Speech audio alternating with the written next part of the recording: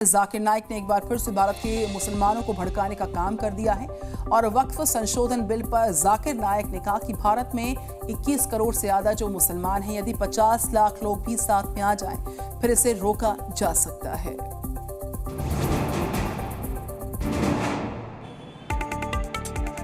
संसद के मॉनसून सत्र के दौरान मोदी सरकार ने वक्फ संशोधन बिल पेश कर दिया था, लेकिन भारी विरोध के बाद अब इसे जेपीसी के पास भेज दिया गया है। वक्फ संशोधन बिल पर अभी बहस चल रही थी कि अब जाकिर नाइक की एंट्री हो गई। भगोड़े जाकिर नाइक ने वक्फ बिल को लेकर भारतीय मुसलमानों को भड़काने की कोशिश की है। जाकिर नाइक ने बयान जारी कर भारतीय मुसलमानों से इस बिल को रोकने की अपील की।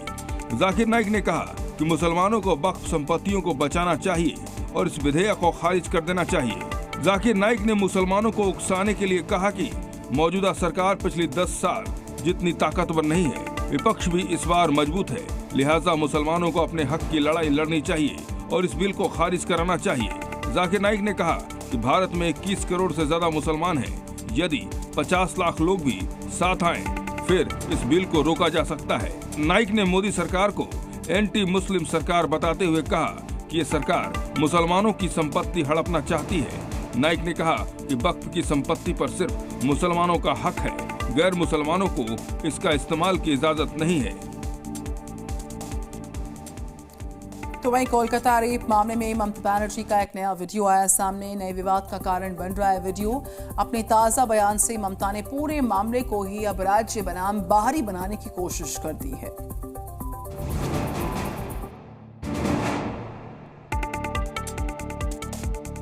कोलकाता रेप केस में ममता का एक बयान मामले को नया तूल दे रहा है। ममता ने सोशल मीडिया पर प्रेस कॉन्फ्रेंस कर एक वीडियो जारी किया, जिसमें ममता ने न सिर्फ आरोपी संजय के नाम को लेकर बड़ी बात कही, बल्कि उसे बिहार का रहने वाला बताकर पूरे मामले को ही बंगाल बनाम बाहरी का रंग दे दिया है। ममता बनर्जी ने पहले तो संजय रॉय को राय बताया और फिर ममता बनर्जी ने हावड़ा के अस्पताल में छेड़छाड़ की घटना के आरोपी को अमन राज बताया। साथ ही ममता ने दोनों को बिहार का रहने वाला बताया। दोनों आरोपियों को बिहार का रहने वाला बताने के साथ ही ममता बनर्जी ने बंगाल में रहने वाले बिहार के लोगों से अपील भी की। আমি बिहारवासी যারা আছেন তাদের কাছে হাত জোড় করে রিকোয়েস্ট করব, भाई लोग, आप लोगों को भी हम हमारा घर का ही आदमी समझते हैं। आप भी जब काम करते हैं, आप सोच लो ये भी आपका ही घर है, उसको प्रोटेक्शन देना आपका काम है। तो हेमंत सरकार के दर्जनों बुलडोजर ने गरजते हुए 200 से ज्यादा अवैध निर्माण को जमींदोज किया। इस बीच जी मीडिया से बात करते हुए असम के सीएम ने साफ कर दिया है कि सूबे में बुलडोजर एक्शन चलता रहेगा।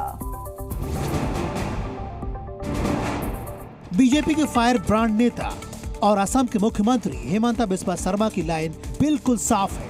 असम किसी भी सूरत में मियां भूमि नहीं बनेगा। मियां मुसलमानों को असम पर कब्जा नहीं करने देंगे।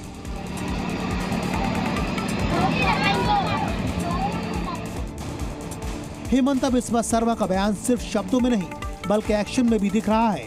असम के सोनापुर में करीब 80 बीघा जमीन पर गैर कानूनी अतिक्रमण कर बुलडोजर चला, करीब 200 घरों को तोड़ डाला। सोनापुर में करीब 80 बीघा जमीन पर जहां बुलडोजर चला है, वहां रहने वाले सभी लोग मुस्लिम समुदाय के हैं, लेकिन ये सभी सोनापुर में आदिवासियों के लिए संरक्षित जमीन पर कई सालों से कब्जा जमाए हुए थे, लिहाजा हेमंता का बुलडोजर चला। असम में किसी को कोई गड़बड़ी करने का असम में किसी का हिम्मत ही है नहीं। ना हिंदू गड़बड़ी करेगा ना मुसलमान गड़बड़ी करेगा, जो करेगा कानून ही करेगा। जी न्यूज से एक्सक्लूसिव बातचीत में असम के मुख्यमंत्री ने साफ किया कि बुलडोजर किसी कीमत पर रुकने वाला नहीं है। किसी ने जमीन पर अवैध कब्जा किया तो बुलडोजर चलेगा। जी न्यूज।